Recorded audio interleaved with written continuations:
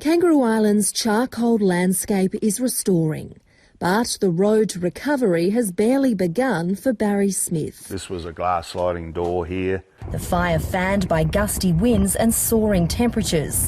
Keep on going, guys. We're doing a good job. I'm joined now by the incident controller, Ian Tanner. We're having to wear goggles here because there is so much sand and grass just flying through the area. Burnt out property owners around the island have donated the wood. And as people start to rebuild their homes, the interest in repurposing these burnt trees is growing.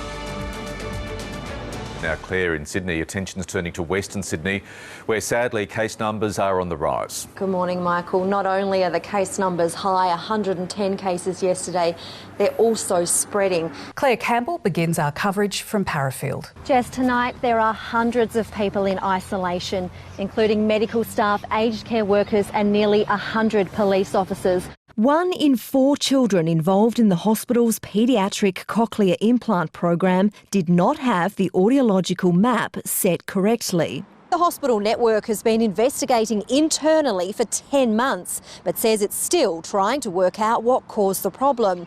All the South Australian seats in the lower house have now been called and not one of them changed hands. Annabelle and Greg Digance used the entrance of the district court as an unorthodox platform to launch a political campaign. Do you think it's fair to be running, though, with these charges still hanging over?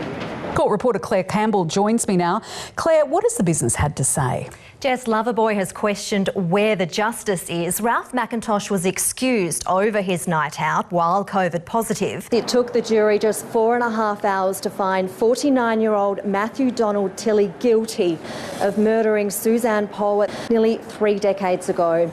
Main streets, properties and businesses along the River Murray are underwater. This much-loved caravan park in Blanchetown is now just a scene of devastation. It is completely unrecognisable. Just days ago, locals could still walk out through the grass or along this road to check on their properties. Times that by the number of restaurants doing takeaway on this street, suburb and city. Recruiting and retaining skilled staff is still one of the biggest challenges here at Olympic Dam. Much heartbreak here on the Stewart Highway. Experts say that safety, consent and legal implications of online dating and sex need to be taught from a younger age. Claire Campbell, ABC News, Adelaide.